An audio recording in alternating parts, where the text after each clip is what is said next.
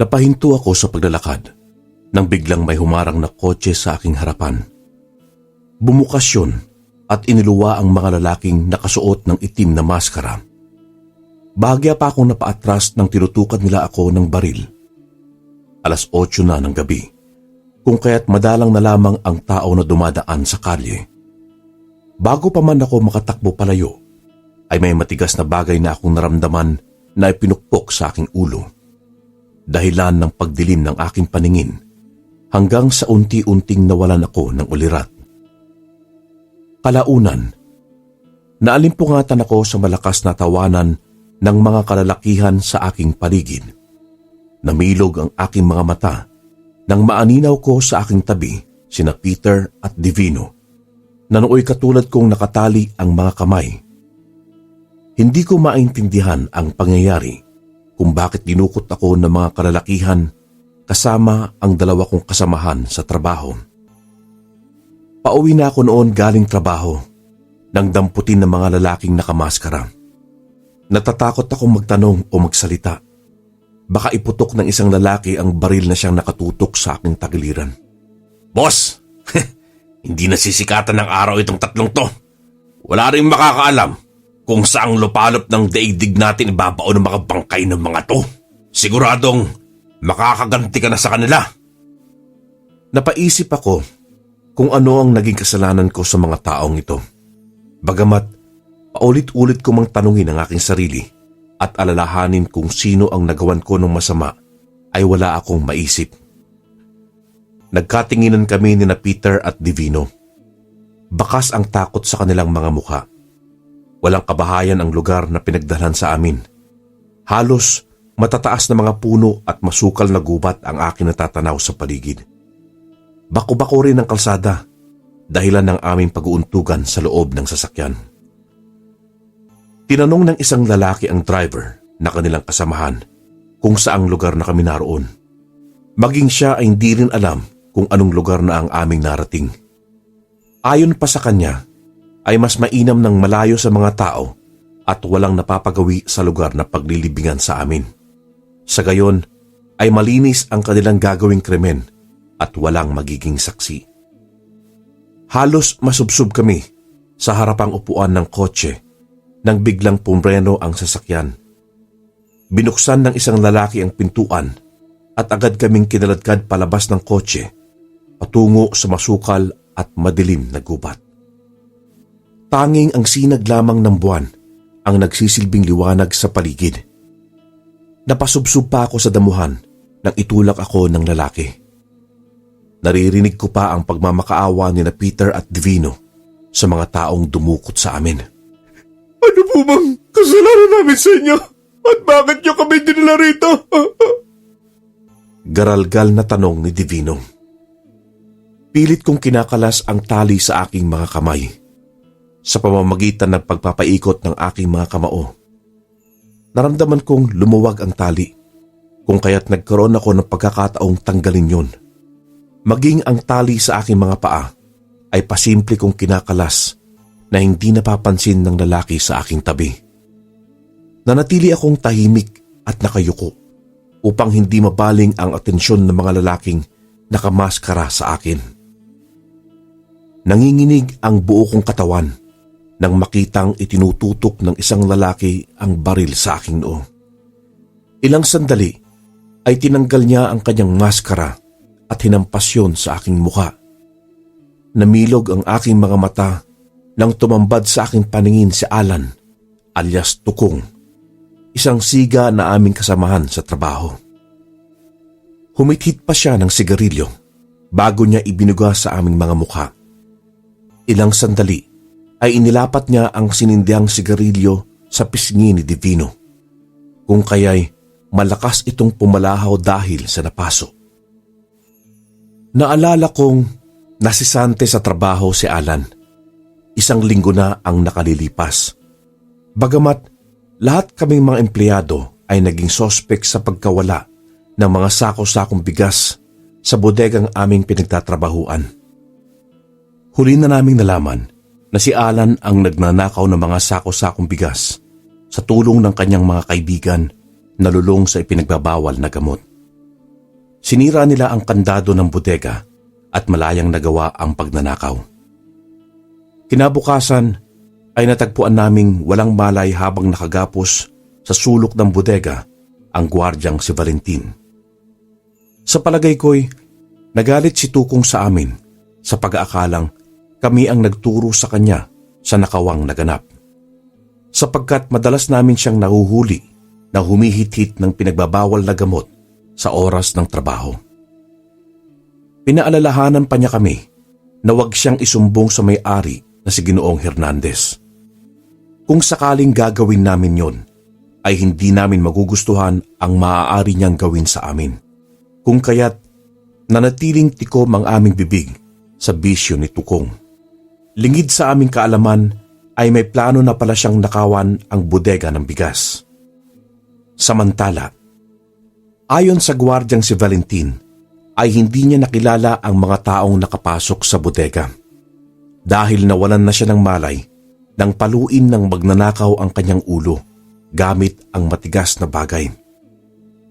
Lingid sa kaalaman ni Tukong na may nakapagsumbong kay Ginoong Hernandez sa ginagawa nilang pagbebenta ng sako-sakong bigas sa palengke sa murang halaga. Kung kaya't naghinala na ang taong yun sa ginagawa ni Tukong. Napag-alaman din ng nakapagsumbong na nagtatrabaho si Tukong sa bodega ni Ginoong Hernandez.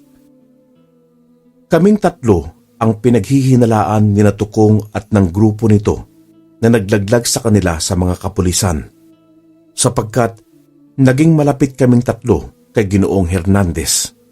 Subalit, iginiit naming tatlo na wala kaming kinalaman sa pangyayaring pagtugis sa kanila ng mga pulis. Sinabi ko rin kay Tukong na maging kami ay hindi nakaligtas sa investigasyon. Yan kasi, puro kayo mga sip-sip. Ngayon, matutulungan ba kayo ng inyong amo? Singhal ni Tukong habang nakangisi. Nandilat ang aking mga mata nang tanggalin din ng isang lalaki ang kanyang maskara. Tumambad sa aming paningin ang gwardyang si Valentin. Hindi namin sukat akalain na kasabwat din pala siya ng grupo ni Tukong at plinano nila ang pagnanakaw. Maya-maya ay malakas na putok ang bumasag sa katahimikan ng gabi. Kinalabit ni Tukong ang gatilyo ng baril at tumama yon sa ulo ni Divino. Bumulagta ito sa damuhan habang nakadilat ang mga mata.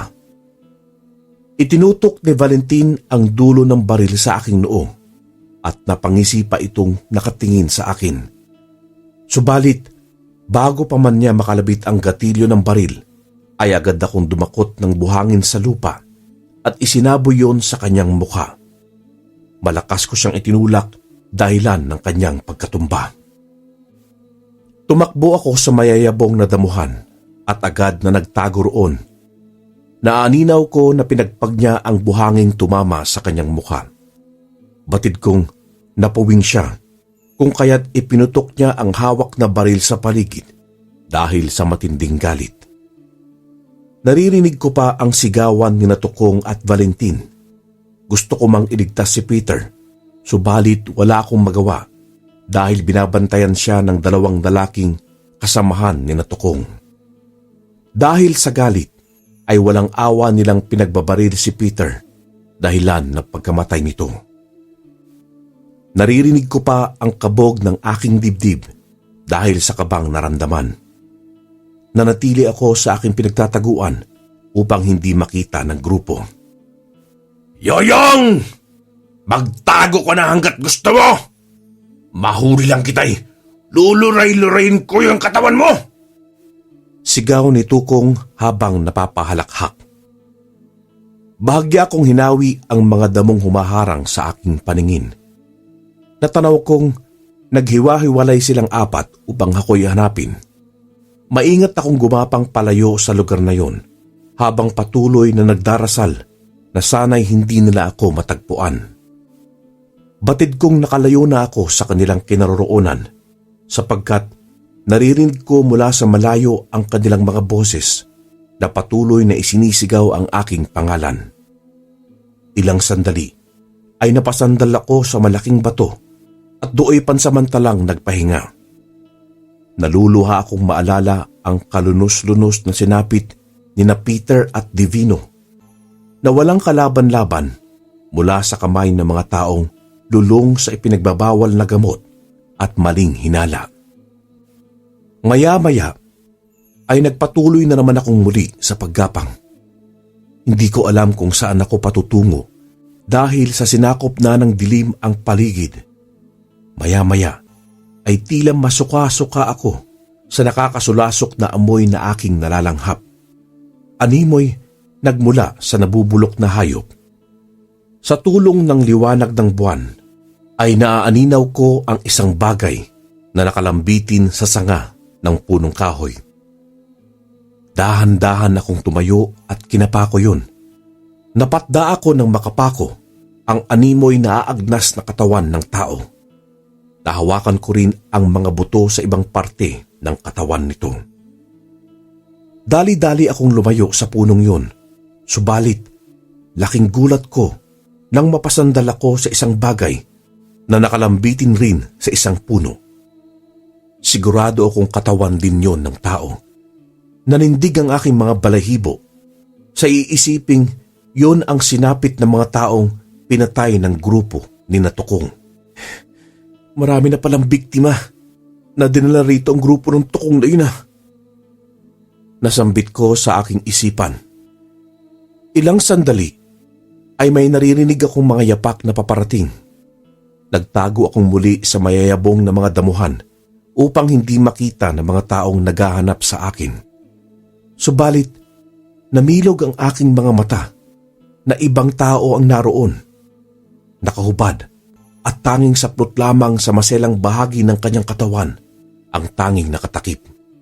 Naaaninaw ko na may hinihila itong tao. Bigla na lamang akong napatampal sa aking bibig nang masigurado kong ang walang buhay na si Divino yun dahil sa nakilala ko ang suot nitong damit. Maya-maya ay may sumunod na isang lalaki na hila-hila rin ang bangkay ni Peter. Tinali nila ang mga paa ng mga ito at nilambitin patiwarik sa puno. Kumuha ng patalim ang lalaki at winakwak ang tiyan ni Peter. Halos maduwal ako sa aking nakikita. Ngunit natatakot akong makalikha ng ingay sapagkat sa pagkakataong yon ay hindi na ang grupo ni Tukong ang aking kalaban, kundi ang mga taong kumakain ng lamang loob ng aking mga kasamahan. Batid kong nanganganib din ang aking buhay mula sa mga taong yon. Nag-uusap pa ang dalawang tao, subalit hindi ko maintindihan ang kanilang mga salita habang nilalantakan ang laman ng natagpuan nilang mga bangkay. Bagamat madilim ang paligid, napapansin ko ang kakaibang itsura ng mga lalaki na malayo sa pangkaraniwang tao. Nanilisik ang bilugan nilang mga mata at kunot ang balat sa kanilang mga mukha. Ilang sandali ay may naririnig akong sunod-sunod na mga putok ng baril mula sa malayo. Batid kong grupo yun ni Tukong. Napatigil sa pagkain ng mga laman ang dalawang lalaki. Sa hinuha ko'y mga uri sila ng aswang na nakatira sa kagubatan. Lumakad sila papunta sa pinagmulan ng mga putok.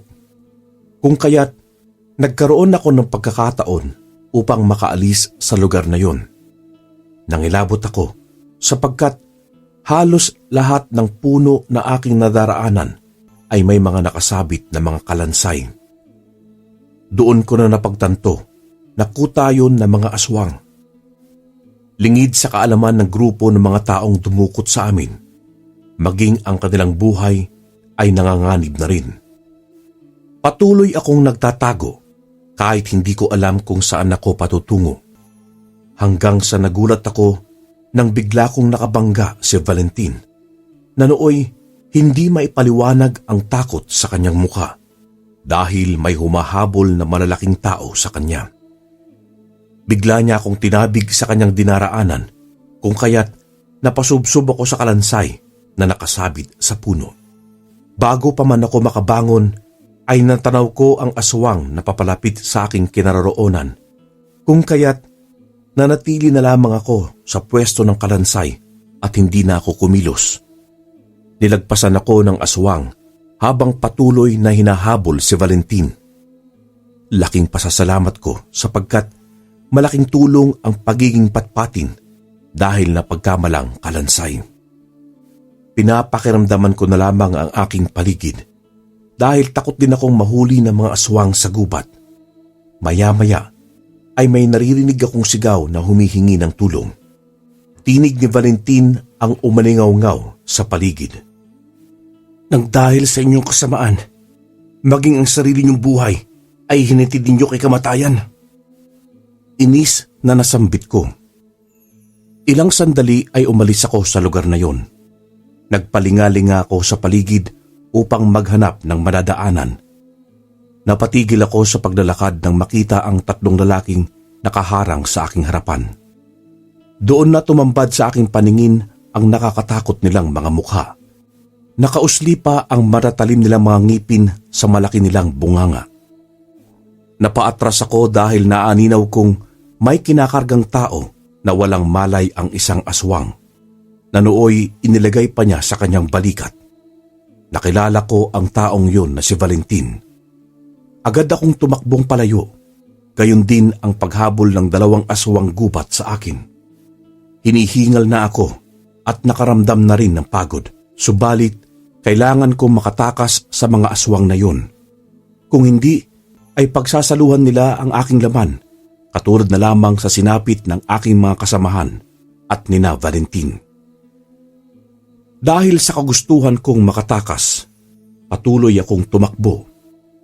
Hindi ko napansin na bangin na pala ang aking pupuntahan. Nagulat na lamang ako nang bigla akong bumulusok paibaba. Nakaramdam ako ng hapdi sa mga sugat na nahihiwa sa tuwing tumatama ang aking balat sa mga matatalim na talahib. Ilang sandali ay malakas akong sinalo ng rumaragas ang tubig sa ilog. Bago pa man ako nawalan ng malay, ay naramdaman kong tinatangay ako ng tubig. Bigla akong napabalikwas ng bangon nang may maramdaman akong mainit na bagay na inilapat sa aking balat. Pilit kong iminulat ang aking mga mata, subalit nakaramdam ako ng sakit sa kaliwa kong mata sapagkat ito'y namamaga. Oh, gising ka na pala, iho. Pangising sambit ng matandang lalaki na nooy nangingitim ang mga ngipin. Natakot ako sa matanda na bumungad sa aking harapan. Ilang sandali ay iniluwa niya ang katas na kulay kahel at inilapat iyon sa mga sugat sa aking binti. Animoy, maduduwal ako sa kanyang ginagawa. Hinila ko ang aking mga paa, subalit sinabi niyang mabisang gamot ang katas ng apog at bunga-bunga upang mabilis na matuyot ang mga sariwang sugat na aking natamo. Inilibot ko ang aking paningin sa loob ng bahay. Marami akong nakikitang mga bote na may laman ng iba't ibang uri ng mga halamang gamot at langis. Napansin kong wala akong pang-itaas na damit. Sinabi ng matandang lalaki na nagpakilala sa pangalang Boping. Matanda na ito, subalit malakas pa rin ang pangangatawan. Bigla akong napasiksik sa sulok ng bahay nang pumasok ang isang matandang babae. Nakakatakot ang mukha nito sapagkat tila hindi na kumukurap ang kaliwa nitong mata. Ang isa naman ay bilugan na animoy lumuwa na ito. Huwag kang matakot sa amin. Nakakatakot lamang ang aming mga mukha. Pero huwag kang mag-alala. Subalit hindi kami mga aswang. Saad ng matandang babae sa mahinahong tinig. Nagpakilala ako sa kanila na ako si Yoyong. Naging panatag na rin ang aking kalooban dahil sa ginagawa nilang panggagamot sa akin. Sila ay nakatira sa loob ng gubat. Nagkataong naghahanap ng makakain si Lolo Boping nang makita niya akong palutang-lutang sa ilog. Kung kaya't agad niya akong tinulungan na makaahon at agad na dinala sa kanilang maliit na dampa. Ayon sa kanila, nawalan ako ng malay dahil sa mga sugat na aking natamo. Ikinuwento ko sa kanila kung bakit ako napadpad sa naturang lugar at kung bakit ako tumakas mula sa mga taong humahabol sa akin. Ayon kay Lola Claret, nakuta yun ng mga katutubong aswang sa gubat.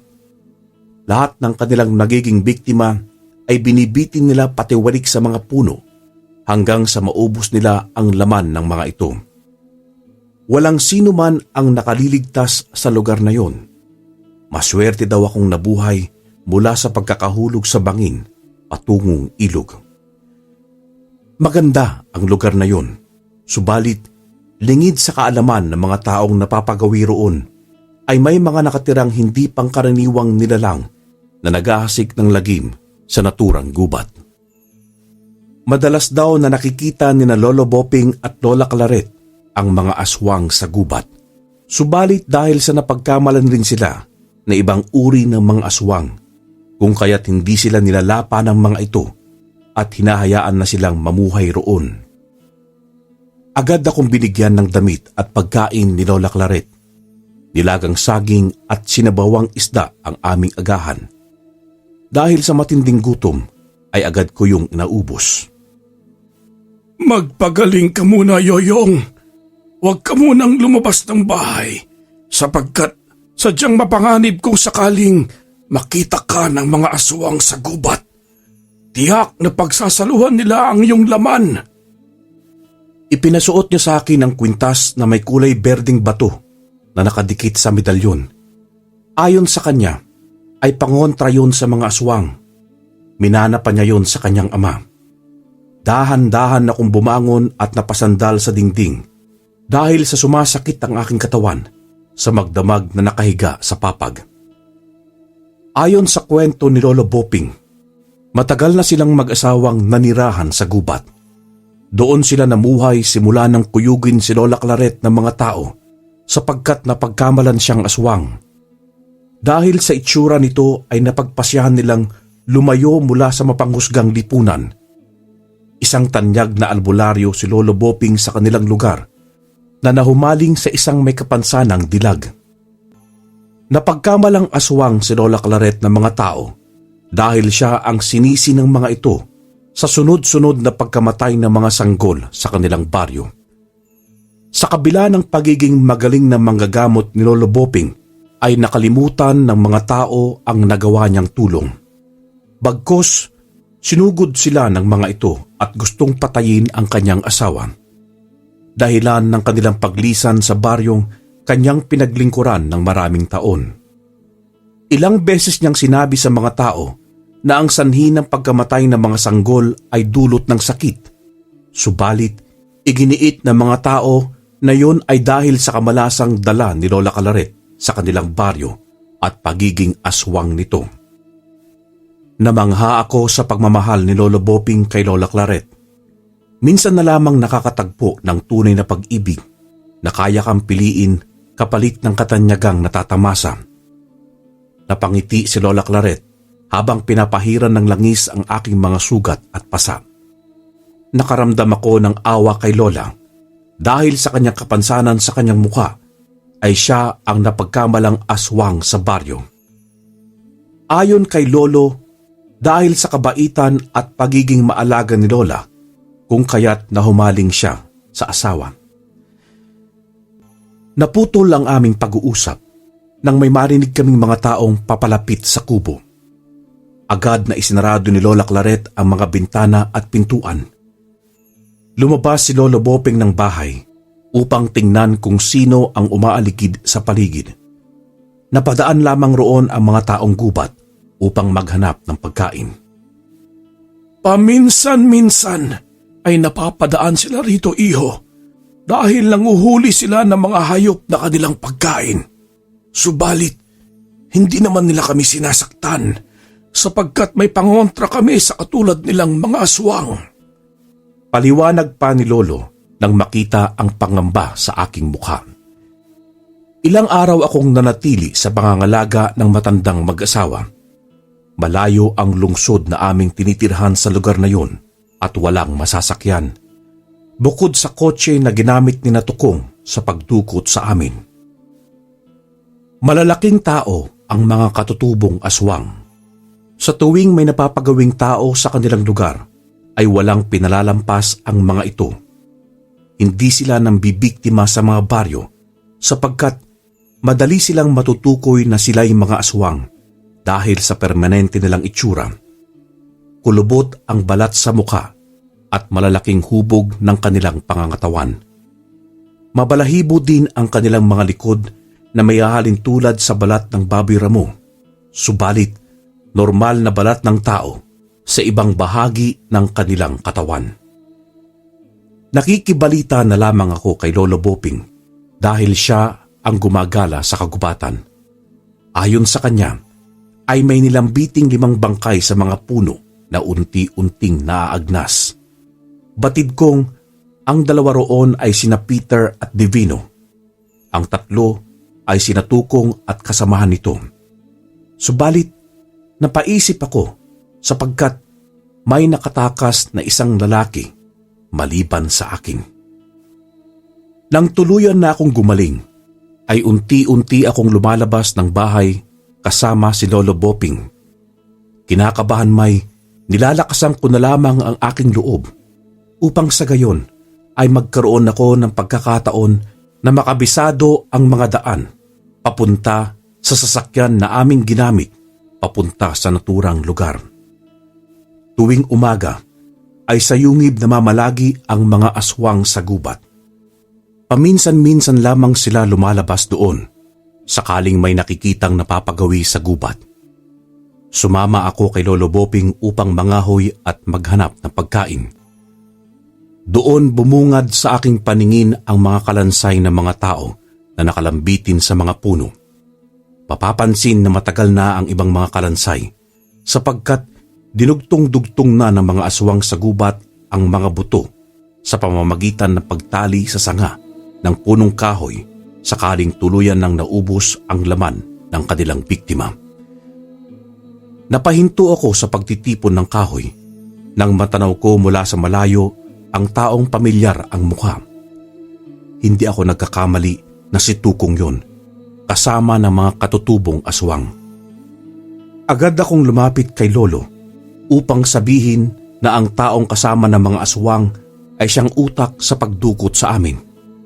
Umiling-iling si Lolo habang nakatingin sa akin. Hindi ako makapaniwala sa sumunod na sinabi ni Lolo Boping. Maaaring naging isang aswang gubat na rin ang taong yun sa pamamagitan ng pagyanggaw. Ayon pa kay Lolo, 2 ang maaaring sapitin ng kanilang mga biktima. Una ay kanilang magiging pagkain at ang pangalawa ay magiging alipin at kauri bilang aswang sa pamamagitan ng pagdampi ng kanilang laway sa tenga ng tao. Ilang beses na ring nagkaroon ng aliping tao na ginawang aswang. Subalit, madalas sa mga ito ay nahuhuli ng taong bayan sa tuwing nang bibiktima sa mga karatig baryo upang dalhin ang kanyang biktima sa mga aswang gubat na ginagawang pagkain. Napansin ko ang matinding pagbabago sa katauhan ni Tukong. Ang kanyang mga mata ay nanlilisik at namumula. Mas nakakatakot pa kaysa naghit-hit ito ng pinagbabawal na gamot. Ayon pa kay Lolo, ay agresibo ang bagong yanggaw kaysa sa aswang gubat sapagkat hindi mapapawi ang kanilang uhaw kapag hindi sila nakakatikim ng sariwang dugot laman.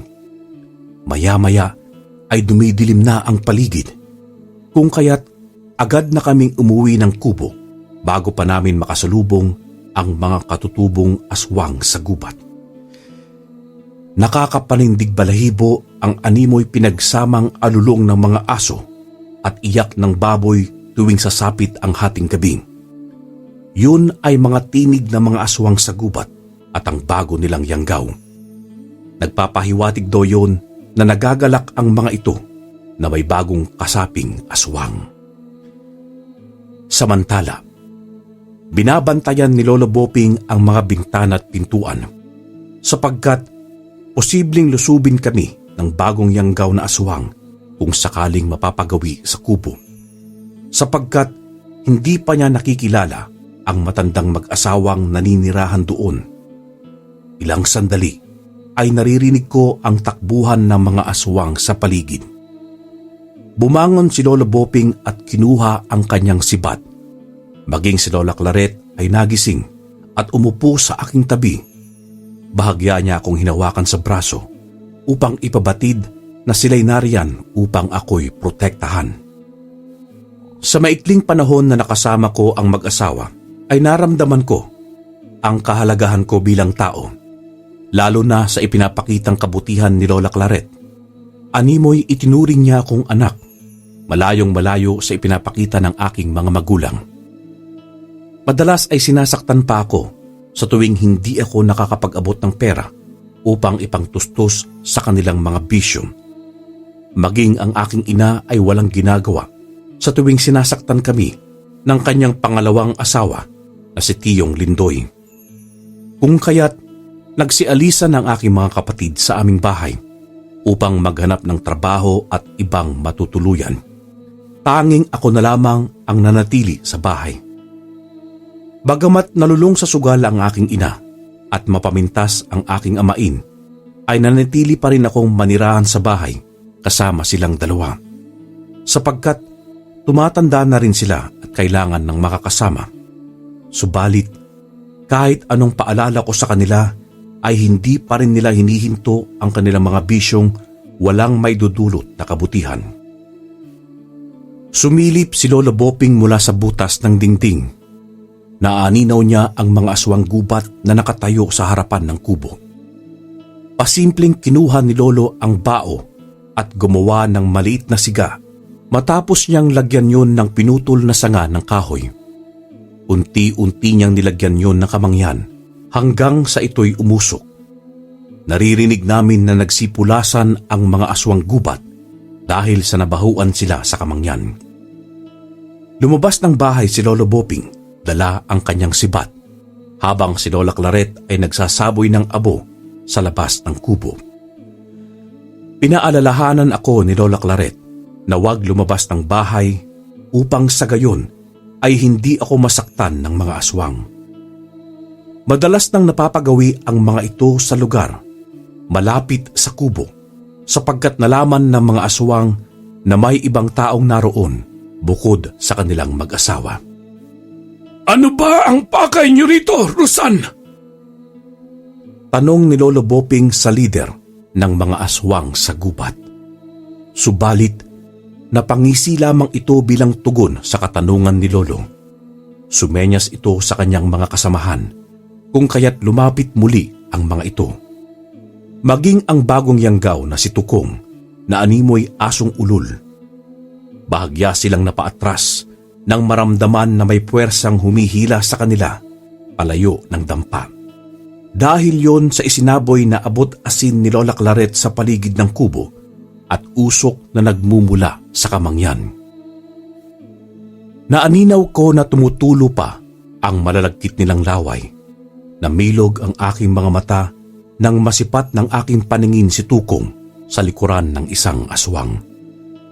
Palinga-linga pa ito habang sumisinghot na animoy isang hayop. Napapailing na lamang ako sapagkat mas lumala pa ang kanyang kalagayan. Mas tumindi pa ang naging tama nito sa utak dahil sa pinagsama ang pagiging aswang at ang epekto ng ipinagbabawal na gamot. Nagpupumilit na makapasok ang lider ng aswang sa loob ng kubo kahit na nababahuan sa kamangyan. Hinarang siya ni Lolo Boping gamit ang sibat. Itinutok ni Lolo ang matulis na bahagi nun sa dibdib ng lider ng mga aswang. Napansin ko ang galit nitong muka. Ilang sandali ay tinabig niya si Lolo palayo sa kanyang madaraanan. Subalit, malakas siyang hinampas ni Lolo gamit ang mahabang halaman ng makabuhay. Tila isang latigo yung dumapo sa katawan ng aswang. Dahil sa nakaramdam ng sakit, ay pumalahaw ito ng malakas. Nangangati rin ang buo nitong katawan. Yun ang halaman na kanilang iniiwasan. Paulit-ulit na hinahambalos siya ni Lolo ng makabuhay na halaman. Ganon din ang paghihiyaw nito dahil siya ay nasasaktan. Wala sa sariling sinugod ni Tukong si Lolo, kung kaya't napasubsob si Lolo sa mga bangang nakahilera sa labas ng bahay. Hindi ko nakakayanang manood na lamang na sinasaktan ng mga ito si Lolo Boping, kung kaya't lumabas ako ng kubo at tinambalos ng kawayan si Tukong ng paulit-ulit. Napansin ko ang kislap sa mga mata ng mga aswang nang makita nila ako, lalo na ang bagong yanggaw na si Tukong na nooy tumutulo pa ang malalagkit nitong laway at nandidilat ang mapupula nitong mga mata. Wala pa rin pinagbago mukha mo! Pangit ka pa rin! Sambit ko habang walang awa siyang pinaghahampas ng kawayan. Napaatras si Tukong nang makalanghap ng usok ng kamangyan na bitbit ni Lola Claret. Tumakbo ito palayo sa kubo habang hinahawakan ang ulo. Gusto pa kaming sugurin ng mga aswang, subalit lumalayo sila sa tuwing pinauusukan sila ni Lola Claret ng kamangyang nakalagay sa bao ng nyog. Mabisang pangontra yon sa masamang nilalang, negatibong enerhiya at masamang espiritu. Agad na nagsipulasan ang mga aswang, subalit bago nila lisanin ang aming lugar, ay matalim na tingin ang iginawad ng lider ng mga aswang sa amin. Ayon kay Lolo ay babalik ang mga yon upang maisakutuparan ng mga ito na kami ay patayin. Nalungkot ako sapagkat nang dahil sa akin ay nanganib din ang kanilang mga buhay. Napayakap ako kay Lola Claret at humingi ng paumanhin. Subalit, hinaplos niya ang aking ulo at sinabihan akong wala akong kasalanan sa kanila. Kailangan lamang na maging alisto kami sa susunod na pagsugod ng mga aswang. Kinabukasan ay inayos namin na maigi ang kubo. Gumawa kami ng maraming pinatulis na kawayan ni Lolo upang maging sandata laban sa mga aswang. Batid namin na mahina pa ang mga aswang tuwing umaga, kung kaya't nagtatago ang mga yon. Hindi namin pinalampas ang pagkakataon na gumawa ng mga pain laban sa mga aswang sa gubat. Maging si Lola Claret ay tumutulong sa paggawa ng mga sibat at paglalagay ng mga pangontra sa paligid. Sumapit ang gabi. Inaabangan namin ang pagbabalik ng mga aswang. Malayo pa lamang ay maririnig na namin ang kanilang mga alulong. Pahiwatig na sila'y tumatawag ng kanilang mga kasamahan. Nanalangin ako na gabayan kami ng poong lumikha laban sa masasamang nilalang na gustong pumatay sa amin. Mahigpit kong hinahawakan ang sibat na nooy nilagyan ni Lolo ng patalim na tanso sa magkabilang dulo nito, sapagkat matagal maghilom ang sugat ng mga aswang sa patalim na gawa sa tanso. Lumalalim na ang gabi. Idinilat ko ang aking mga mata nang maramdamang may mga yabag sa paligid ng kubo. Naramdaman ko rin na may aswang na naroon sa ibabaw ng puno. Anumang oras ay handa itong tumalon sa pawid na bubungan. Handa na rin ako sa pagsugod ng mga aswang. Ilang sandali ay biglang may sumampa sa bubungan. Agad kong binuhat ang pinatulis na kawayan na nakatutok sa bubong. Malakas na palahaw ang pinakawalan ng aswang nang matusok ang kanyang mata. Sunod-sunod na sumampa ang mga aswang sa bubungan at dingting. Nagtulungan kami ni na Lola Boping at Lola Claret sa pagsugod sa mga aswang gamit ang nakahandang pinatulis na kawayan sa loob ng bahay. Lumabas ng bahay si Lola Boping. Doon ay tumambad sa kanyang harapan si Rusan, ang lider ng mga aswang. Tumutulo pa ang dugo sa isang mata nito, dulot ng pagbaon ng pinatulis na kawayan. Pasuray-suray niyang sinugod si Lola Boping. Bagamat matanda na'y hindi pa rin ito nagpapatinag sa laki ng katawan ng aswang na si Rusan. Hinampas niya ng buntot ng pagi si Rusan na may nakataling halaman ng makabuhay. Malakas na pumalahaw itong muli dahil sa sakit at pait na lumalapat sa kanyang katawan. Bawat aswang na lumalapit kay Lolo Boping ay kanyang hinahampas ng buntot pagi at makabuhay. Nabitawan ko ang hawak kong sibat nang biglang may pumilipit sa aking liig. Halos hindi ako makahinga dahil sa laki ng braso nun. Pilit kong kinapa ang pinatulis na kawayan na nakasandal sa dingding. Subalit hindi ko pa rin maabot. Naalala ko na may pinatulis na kawayan akong inilagay sa dingding na nakatutok mismo kung saan naroon ang aswang. Buong lakas akong sumipa sa mesang nasa harapan ko, kung kaya't napaatras kami ng aswang na pumipihit sa aking liig. Bago pa man niya masakmal ang aking liig, ay bigla siyang napasandal sa dingding at natusok ng pinatulis na kawayan ang kanyang liig. Ilang sandali ay lumuwag ang pagkakasakal niya sa akin. Dilat ang kanyang mga mata na pasinok-sinok bago nawalan ng buhay. Agad kong dinampot ang sibat na aking nabitawan. Napapaatras ang mga aswang gubat sa tuwing itinututok ko sa kanila ang dulo ng tansong sibat. Iniiwasan nila ako sapagkat natatakot silang masugatan noon. Iwinasiwas ko sa kanilang harapan ang hawak kong sandata. Ganon na lamang ang kanilang paglayo sa amin ni Lola Claret. Nakita ko roon si Tukong na animoy asong ulol. Pasinghot-singgot pa habang kumukuha ng pagkakataon na makalapit sa akin. Tuluyan nang nag-iba ang kanyang mukha. Payat na naging aswang gubat na ang kanyang kawangis. Mabilis akong tumakbo patungo sa kanyang kinaroroonan. Dahil sa galit ko sa kanya sa pagpatay kina Peter at Divino, ay walang pagdadalawang isip kong inundayan siya ng saksak sa dibdib. Ito ang nararapat sa masamang nilalang na katulad mo! Hindi ka na maaaring mabuhay pa! Galit na sambit ko. Nandidilat pa ang kanyang mga matang nakatingin sa akin habang sinasangga ang sibat na pilit kong ibinabaon muli sa kanyang dibdib. Malakas niya akong kinalmot sa pisngi, kung kaya't nakaramdam ako ng hapdi sa sugat na aking natamo. Nawalan ako ng balanse, kung kaya't nagkaroon siya ng pagkakataon na makadistansya sa akin. Dalawa silang aswang na handang sumugod sa akin. Mababanaag ang pagkakatakam sa kanilang mga mukha dahil sa sariwang dugo na tumutulo mula sa aking sugat. Dinilaan pa ni Tukong ang kanyang mga kukong may dugo. Tila nangislap ang kanyang mga mata at agresibo akong sinusugod. Palipat-lipat kong itinututok sa kanila ang sibat. Atras abante ang kanilang ginagawa. Hindi na napigilan ng isang aswang ang kanyang sarili, kung kaya't malakas siyang tumalon patungo sa aking kinaroroonan. Mabuti na lamang ay mabilis akong nakailag.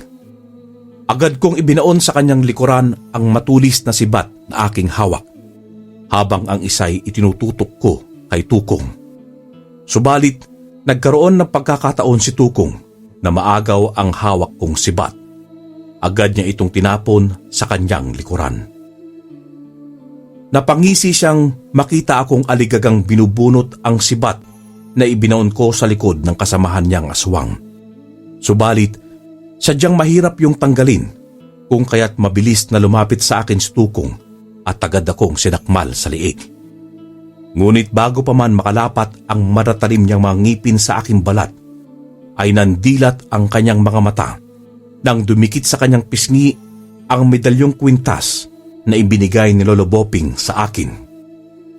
Animoy nanunuot sa kanyang laman ang medalyong yun habang napapaso. Malakas niya akong itinulak upang makalayo siya sa medalyon. Napansin ko ang takot sa kanyang mga mata nang magkaroon siya ng malaking sugat sa mukha. Agad niya akong tinalikuran at tumakbong palayo. Subalit, bago pa man niya lisanin ang lugar na yun, ay hindi siya nakaligtas sa tansong bala na bumaon sa kanyang ulo. Imbes na bato ang gawing bala ni Lola Claret sa kanyang tirador, ay mga maliliit subalit matutulis na tansong bala ang kanyang ginamit. Dilat ang mga mata ni Tukong nang humandusay sa lupa. Sunod-sunod na palahaw ang maririnig sa katahimikan ng gabi sa tuwing matatamaan ng balang tanso. Napamangha ako sa husay ni Lola Claret sa paggamit ng tirador. Maaaring nasanay na siyang gamitin yon sa panguhuli ng mga ibon na kanilang ginagawang inihaw. Isa-isang humandusay ang mga aswang sa lupa. Hindi rin nakaligtas ang mga aswang gubat kay Lolo Boping, maging ang leader ng mga ito. Sinigurado naming wala ng aswang na umaaligid sa kubo. Hindi na kami nakatulog hanggang sa sumapit ang umaga. Tinipon namin ang mga bangkay ng mga aswang na aming nakasagupa. Tila nabunutan ako ng tinik sa dibdib nang makitang patay na si Tukong at ang mga kasamahan nitong aswang. Naghukay kami ng lupa ni Lolo Boping upang doon ibabaon at susunugin ang mga bangkay ng mga aswang. Halos maiyak ako sa iisiping nakaligtas ako mula sa panganib sa tulong ni na Lolo Boping at Lola Claret. Utang ko sa kanila ang aking buhay. Kung hindi dahil sa kanila, ay katulad din ni na Peter at Divino ang aking sinapit mula sa kamay ng mga aswang gubat. Nagkaroon ako ng pagkakataong makaalis sa lugar na yon.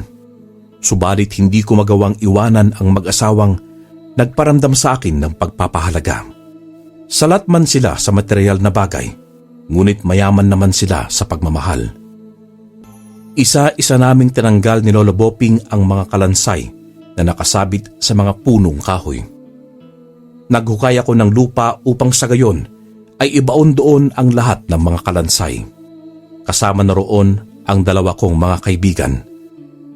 Nakakalungkot mang isipin na doon nagwakas ang kanilang buhay. Subalit, wala na akong magawa upang sila'y iligtas. Gusto ko sanang isama sina Lolo Boping at Lola Claret sa bayan. Sa gayon ay doon na sila manirahan. Subalit ayon sa kanila ay nasanay na silang dalawang manirahan sa gubat. Hindi na rin sila sanay sa maraming tao. Mananatili na lamang kami rito sa gubat, iho. Dito na rin kami siguro mamamatay. Maluhaluhang sambit ni Lola Claret. Naramdaman ko ang pagmamahal ng isang ina. Niyakap ko ng mahigpit sina Lolo Boping at Lola Claret dahil sakaling makabalik ako ng bayan ay hindi na ako makakabalik sa naturang lugar dahil sa sobrang layo at liblib nun. Nakita ko naroon sa loob ng kotse ang susi.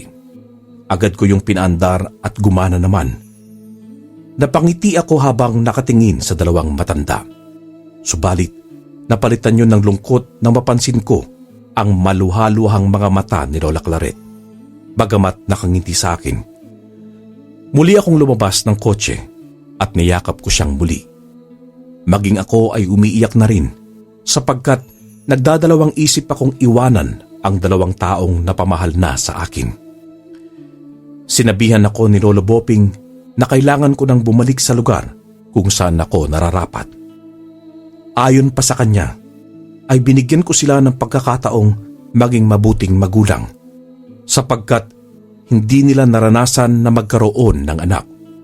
Sa pamamagitan ko ay napunan ang lahat ng kanilang kakulangan bilang mag-asawa't magulang. Masaya kaming inalagaan ka, Yoyong. Naway, pagpalain ka at gabayan ng may kapal kung saan ka man naroroon. Hindi ka namin makakalimutan hanggang sa huli naming hininga, anak. Naiiyak na sambit ni Lola Claret. Hindi ko na napigilan ang humagulgol.